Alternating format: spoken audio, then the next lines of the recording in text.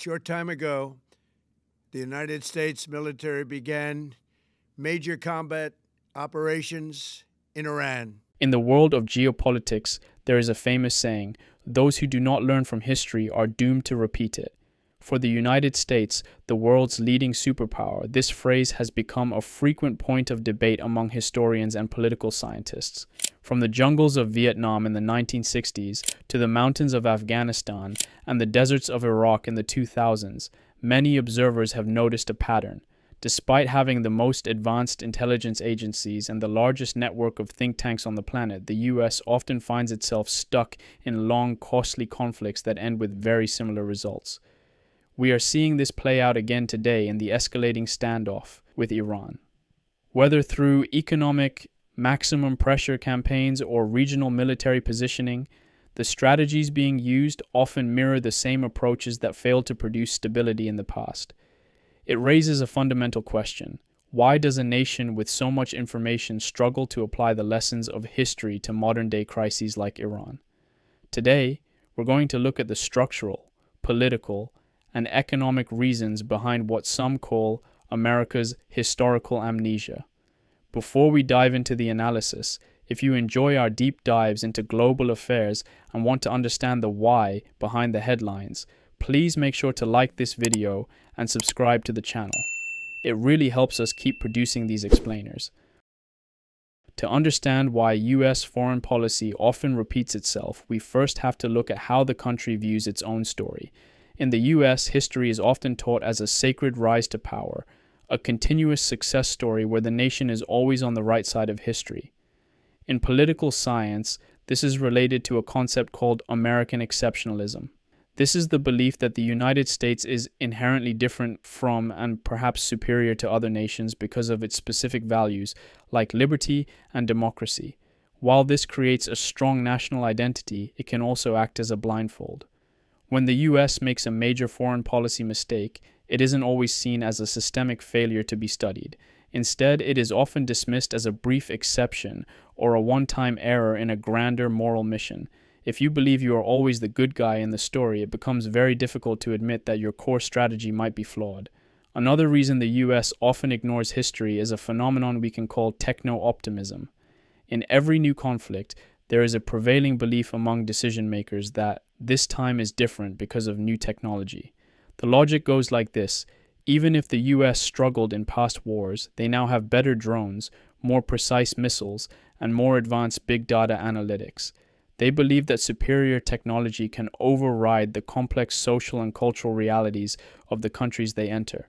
I certainly empathize with Americans who are exhausted after 25 years of foreign entanglements in the Middle East. I understand the concern, but the difference is that back then we had dumb presidents, and now we have a president who actually knows how to accomplish America's national security objectives. However, history shows us a different lesson. While technology makes regime change, the act of toppling a government, very easy, it does not help with nation building. Building a stable country requires a deep understanding of sociology, religion, and local traditions, things that a satellite image or a drone strike simply cannot provide. You might wonder, doesn't the US have thousands of experts who know these histories? The answer is yes. Washington, D.C. has the world's largest collection of archives and researchers, but there is a massive gap between those who know and those who decide. In the US system, politicians operate on very short election cycles, usually every 2 or 4 years. They are often looking for quick wins and breaking news successes to show voters. History, on the other hand, is slow, messy, and complicated. For a politician, a historian's warning that this region has a 1,000-year history of resisting outsiders is often seen as an annoying obstacle rather than a helpful guide. As a result, deep historical expertise is often sidelined in favor of simplified political models that promise fast results. Geography also plays a massive role in how a country thinks. If you look at a map, the United States is essentially a continental island. It is protected by 2 massive oceans and has peaceful neighbors to the north and south. Unlike countries in Europe, Asia, or the Middle East, which have spent centuries living side by side with rivals and experiencing existential threats, the US has been relatively isolated from the direct consequences of its foreign failures. This isolation has led to a certain intellectual arrogance. Because the American model of democracy worked so well at home, there is a belief that it can be copy-pasted anywhere in the world, regardless of that country's specific tribal or cultural roots. When you haven't had to worry about an invasion for 200 years, you tend to underestimate how difficult it is to change the social fabric of another nation. We also cannot ignore the economic side of the equation. The US has what is known as the military-industrial complex. This is a term used to describe the close relationship between the government, the military, and the private companies that build weapons and provide logistics. In this system, war and regional tension are not just strategic issues, they are part of a massive economic cycle. From a purely business perspective, learning the lesson that long wars are bad is actually counterproductive for defense contractors. In these circles, history is often used as a tool for justification rather than understanding. For example, politicians might compare every new adversary to Hitler to justify a military intervention, even when the historical context is completely different. Finally, nations usually only undergo deep, honest self-reflection after a total collapse or an existential disaster. Think of Germany or Japan after World War II. They had to completely rewrite their national DNA.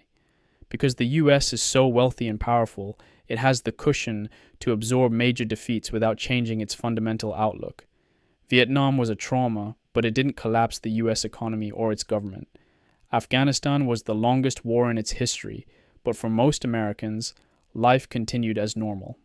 This allows the same foreign policy elites and think tanks to recycle their ideas. The faces in the news stay the same, the theories get new names, and the cycle continues because the cost of failure, while high, isn't yet high enough to force a total rethink of the strategy. As the world moves toward a more multipolar system, where power is shared between the US, China, and other rising nations, the ability to learn from the past will be more important than ever. The US remains the world's most powerful actor, but power without historical perspective can be a dangerous combination. But what do you think? Is it possible for a superpower to truly learn from its mistakes, or are large empires naturally inclined to repeat the same patterns of the past? Let us know your thoughts in the comments below, and we'll see you in the next one.